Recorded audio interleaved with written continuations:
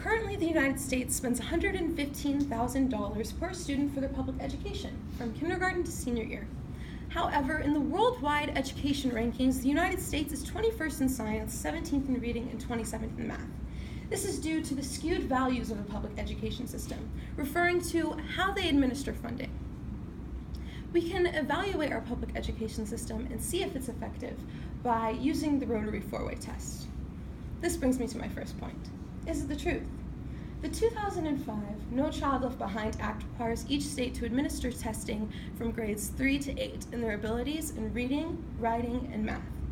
These tests were intended to improve a student's efficiency in these subjects.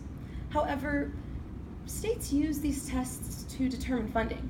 For example, if a school doesn't meet the adequate yearly progress, then that school will be declined certain grants and certain sorts of funding. But if they don't meet the adequate yearly progress for 5 years in a row, then the school will be shut down.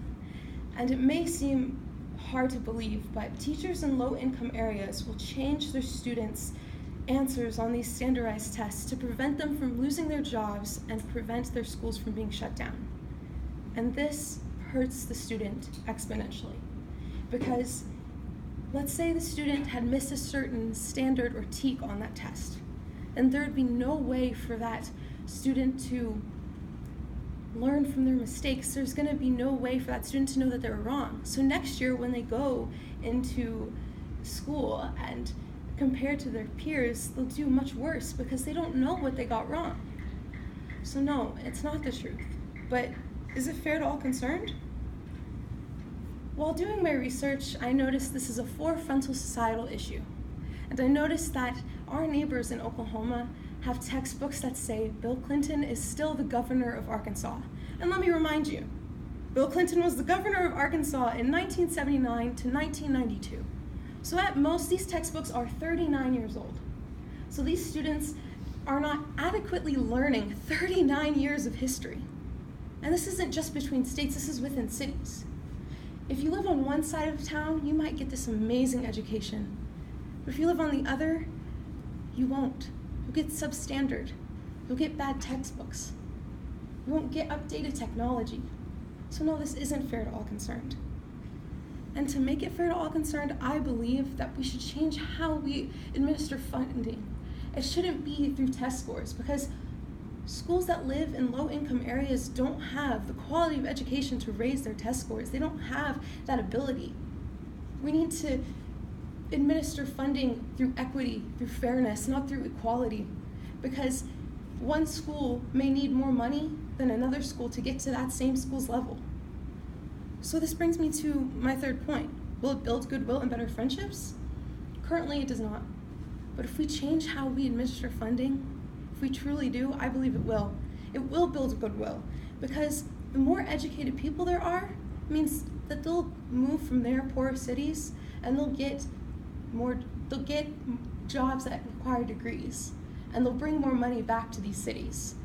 And the more money that's going back to these cities, going back to their families, means the more money that they can invest in education, and then they will succeed. And for better friendships, the more people are involved, the more friends they'll make. Because if they're allowed to invest in their education, and if they're allowed to be able to be in these clubs and to be able to be in these school organizations, then they'll meet new friends they never would have if they didn't have this opportunity. So yes, I believe changing how we administer funding will bring goodwill and better friendships, but will it be beneficial to all concerned? I say yes, because not only will changing how we distribute funding make us rise in the educational worldwide rankings, but it'll also lower crime rates, because that means that there's less people that are going to drop out of school.